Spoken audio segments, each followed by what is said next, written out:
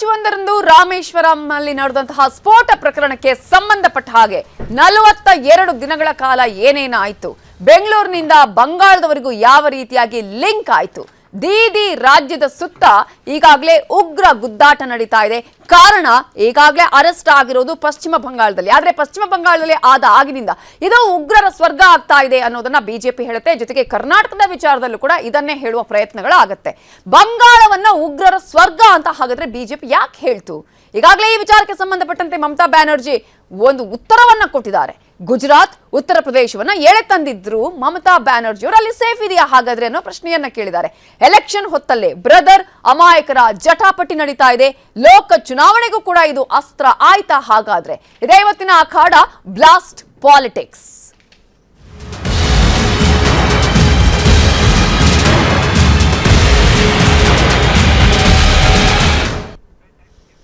ಮುಸಾವಿರ್ ಹುಸೇನ್ ಹಾಗೇನೆ ಈಗಾಗಲೇ ಅಬ್ದುಲ್ ಮತೀನ್ ತಾಹಾ ಇವರಿಬ್ಬರನ್ನ ಕೂಡ ಈಗಾಗಲೇ ಅರೆಸ್ಟ್ ಮಾಡಲಾಗಿದೆ. ಪಶ್ಚಿಮ ಬಂಗಾಳದಲ್ಲಿ ಅರೆಸ್ಟ್ ಮಾಡಿ ಈಗಾಗಲೇ ಪ್ರೊಸೀಜರ್ ಅನ್ನ ನಡೆಸಲಾಗ್ತಾ ಇದೆ. ಆದ್ರೆ ಈಗ ಇದರಲ್ಲೂ ಕೂಡ ರಾಜಕಾರಣ ತಳುಕು ಹಾಕಿಕೊಳ್ತಾ ಇದೆ. ಯಾವಾಗ ಇವರನ್ನ ಅರೆಸ್ಟ್ ಮಾಡ್ತಾ ಇತ್ತು ಅಂತ ಗೊತ್ತಾಯ್ತು, ಆಗ್ಲೇ ಅಲ್ಲಿ ಒಂದು ರೀತಿಯ ರಾಜಕಾರಣ ಆರಂಭ ಆಗುತ್ತೆ. ಉಗ್ರರ ಸ್ವರ್ಗ ಅನ್ನುವಂತಹ ವಿಚಾರಗಳು ಬರುತ್ತೆ. ಇದಕ್ಕೆ ಮಮತಾ ಬ್ಯಾನರ್ಜಿ ತೀವ್ರವಾಗಿ ಪ್ರತಿಕ್ರಿಯೆಯನ್ನು ಕೂಡ ಕೊಡ್ತಾರೆ. ಆದ್ರೆ ಈಗ ಇದೇ ವಿಚಾರಕ್ಕೆ ಸಂಬಂಧಪಟ್ಟಂತೆ ಸಾಕಷ್ಟು ಆರೋಪ ಪ್ರತ್ಯಾರೋಪಗಳು ಕೂಡ ನಡೆಯುತ್ತೆ. ರಾಜಕೀಯ ಬೆಳವಣಿಗೆಗಳು ಕೂಡ ನಡೀತಾ ಇದೆ. ಹಾಗಾದ್ರೆ ಏನೆಲ್ಲ ಆಯ್ತು ಇವತ್ತು, ಯಾರ್ಯಾರು ಏನೇನು ಹೇಳಿದ್ರು, ಸಂಪೂರ್ಣ ವರದಿಯನ್ನ ನೋಡೋಣ.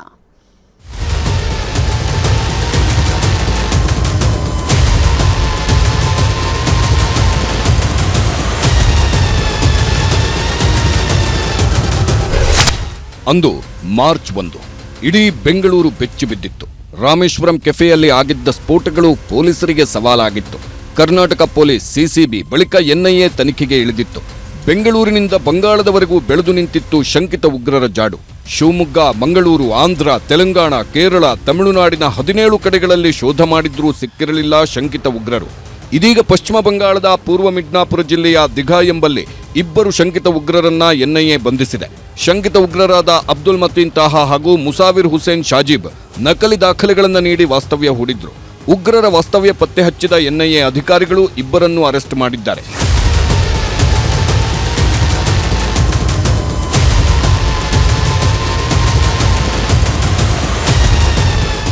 ವೇಷ, ಹೆಸರು ಎಲ್ಲವನ್ನ ಬದಲಿಸಿಕೊಂಡು ಕಳೆದ 42 ದಿನಗಳ ಕಾಲ ಅಡಗಿ ಕೂತಿದ್ದರು ಈ ಶಂಕಿತರು.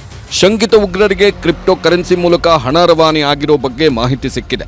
ಕ್ರಿಪ್ಟೋ ಕರೆನ್ಸಿ ಮೂಲಕ 3 ಲಕ್ಷ ಫಂಡಿಂಗ್ ವಿದೇಶದಿಂದ ಆಗಿರೋ ಬಗ್ಗೆಯೂ ಮಾಹಿತಿ ಸಿಕ್ಕಿದ್ದು ಈ ಬಗ್ಗೆ ತನಿಖೆ ಆಗ್ತಿದೆ. ಕೆಫೆಯಲ್ಲಿ ಬಾಂಬಿಡಲು ಪ್ಲಾನ್ ಮಾಡಿದ್ದ ಅಬ್ದುಲ್ ಮತೀನ್, ಕೆಫೆಯಲ್ಲಿ ಐಇಡಿ ಇಟ್ಟಿದ್ದ ಮುಸಾವಿರ್ ಇಬ್ಬರೂ ಇದೀಗ ಎನ್ಐಎ ವಶದಲ್ಲಿದ್ದಾರೆ. ಕಲ್ ರಾತ್ ಹಮ್ ಲೋಗೋ ಕೆ ಪಾಸ್ ಇನ್ಫಾರ್ಮೇಶನ್ ಆಯಾ. Based on that information, we work out. It was a joint operation between West Bengal Police, State Police and Central Intelligence Agencies. Within 2 hours, 2 घंटे में ही information मिलने का 2 घंटे में हम लोग पूरा वर्कआउट करके जो रामेश्वरम ब्लास्ट है उनके 2 जो सस्पेक्ट थे उनको हम डिटेन कर पाए. ಉಗ್ರರಿಗೆ ಸ್ವರ್ಗವಾಯ್ತಾ ಪಶ್ಚಿಮ ಬಂಗಾಳ? ಶಂಕಿತರ ಅರೆಸ್ಟ್ ಹೆಸರಲ್ಲೂ ಪಾಲಿಟಿಕ್ಸ್.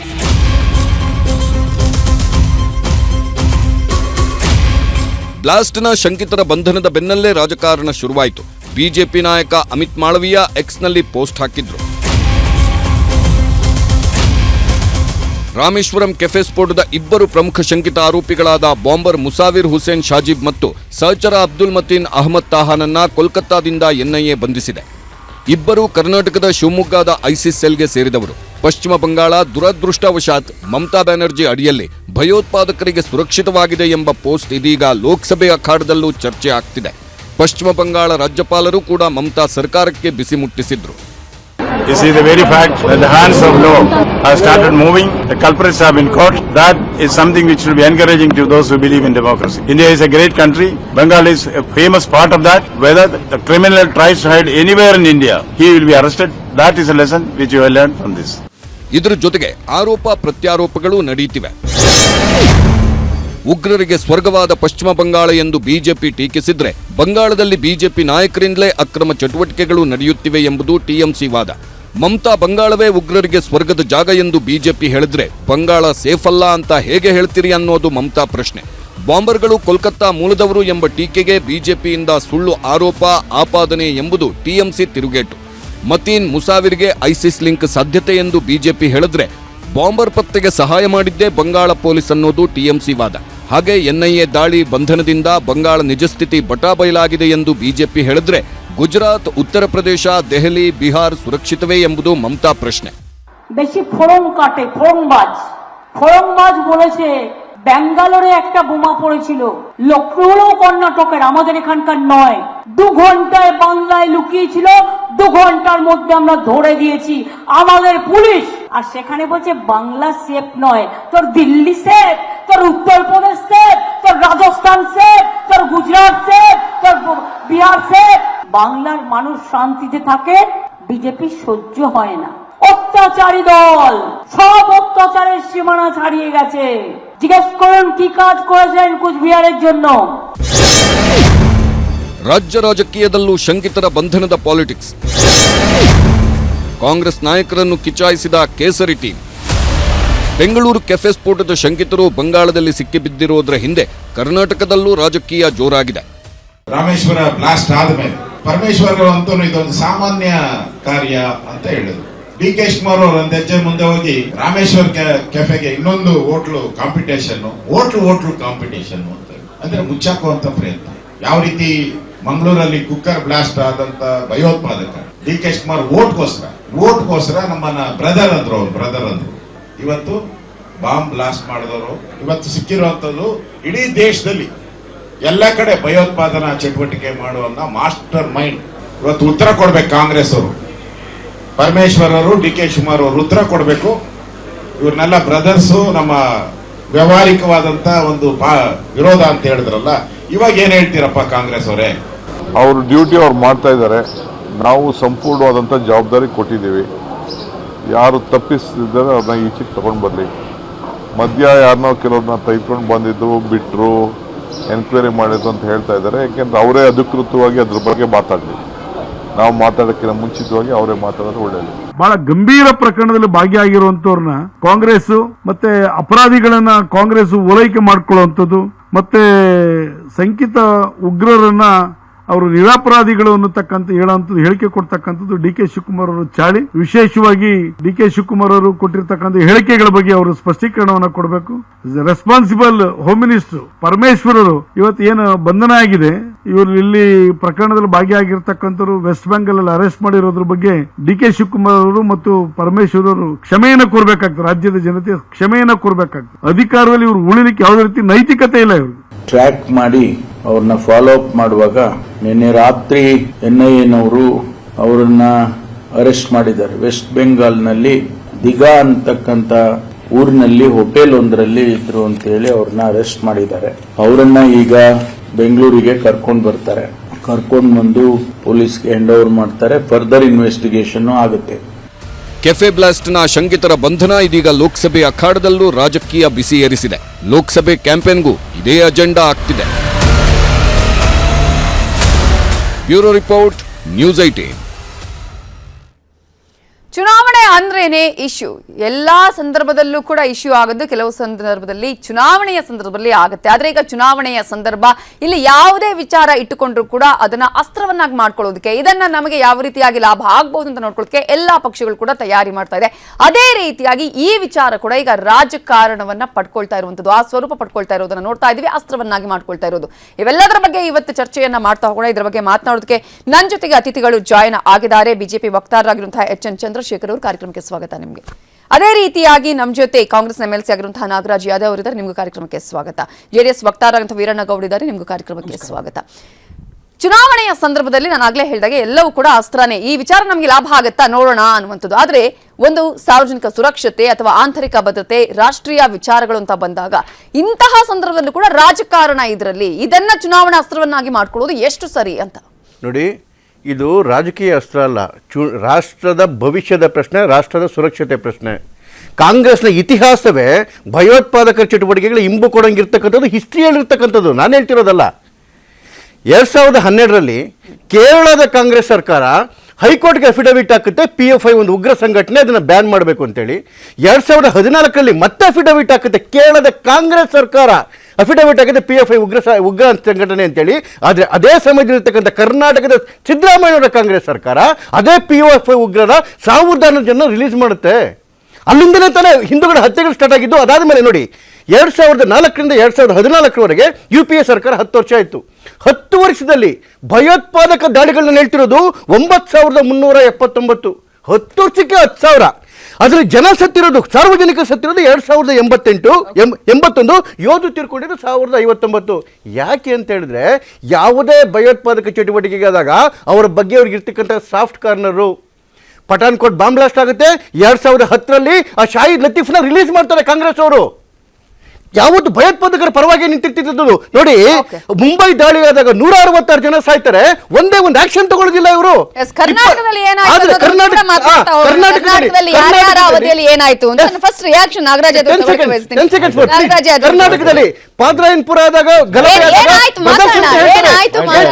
ಇಡೀ ದೇಶದಲ್ಲಿ ಏನಾಯ್ತು ಅಂತ ಹೇಳಿ ಸಾಫ್ಟ್ ಕಾರ್ನರ್ ಇದೆ ಕಾಂಗ್ರೆಸ್ಗೆ. ಒಂದು ವರ್ಗವನ್ನ ಓಲೈಸುವಂತಹ ಪ್ರಯತ್ನ ಆಗ್ತದೆ, ಅದಕ್ಕೆ ಈ ರೀತಿಯಾಗಿ ಆಗ್ತಾ ಇದೆ. ನ್ಯೂಸ್ 18 ಅಂತ ನ್ಯಾಷನಲ್ ಟೆಲಿಕಾಸ್ಟ್ ಮಾಡತಕ್ಕಂಥ ಚಾನೆಲ್ ಕೂತಿದ್ದೀನಿ. ಜವಾಬ್ದಾರಿಯುತ ಮಾತಾಡಬೇಕು. ದೇಶ ಮೊದಲು, ತದನಂತರ ರಾಜಕಾರಣ, ತದನಂತರ ರಾಜಕೀಯ ಪಕ್ಷಗಳು, ತದನಂತರ ಎಲ್ಲ ವಿಚಾರಗಳು ಬರ್ತವೆ. ಕರ್ನಾಟಕ ಹೊರತಾಗಿಲ್ಲ, ತಮಿಳುನಾಡು ಹೊರತಾಗಿಲ್ಲ, ಕೇರಳ. ದೇಶ ಅಂತ ಬಂದಾಗ ದೇಶದಲ್ಲಿ ಯಾವುದೇ ಉಗ್ರ ಚಟುವಟಿಕೆಗಳಿದ್ರೆ ಅದನ್ನು ನಾವು ಖಂಡಿಸಲೇಬೇಕು, ಅಂಥವ್ರನ್ನ ನಾವು ಸದೆ ಬಡಿಲೇಬೇಕು ಅಂತಕ್ಕಂಥದ್ದು ಎಲ್ಲ ಭಾರತೀಯನ ಯೋಚನೆ ಆಗಿರಬೇಕು.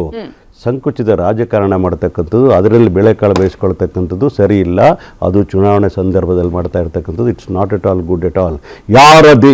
ಯಾರಾದರೂ ಒಬ್ರಿಗಾಗಲಿ ದೇಶ ಪ್ರೇಮಿಗಳು ಯಾರೂ ಕೂಡ ಈ ರೀತಿ ಮಾತಾಡಬಾರ್ದು ಅಂತಕ್ಕಂತ ಹೇಳ್ತೀನಿ. ಯಾರು ದೇಶದ ವಿರೋಧ ಬಯಸೋರು ಮಾತ್ರ ಇಂಥದ್ದೆಲ್ಲ ಕೂಡ ಉಪಯೋಗಿಸ್ಕೊಳ್ತಕ್ಕ ಹೋಗತಕ್ಕಂಥದ್ದು.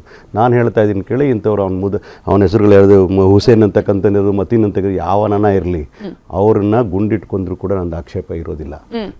ನಮ್ಮಲ್ಲಿ ಕಾನೂನು ಇದೆ, ಕಾನ್ಸ್ಟಿಟ್ಯೂಷನ್ ಇದೆ, ಅದಕ್ಕೊಂದು ಟ್ರಯಲ್ ಕೊಡಬೇಕು, ನ್ಯಾಯ ಪ್ರಕಾರವಾಗಿ ಅವರಿಗೆ ಶಿಕ್ಷೆ ಕೊಡಬೇಕು ಅಂತ ನಾನು ನಂಬಿಕೆ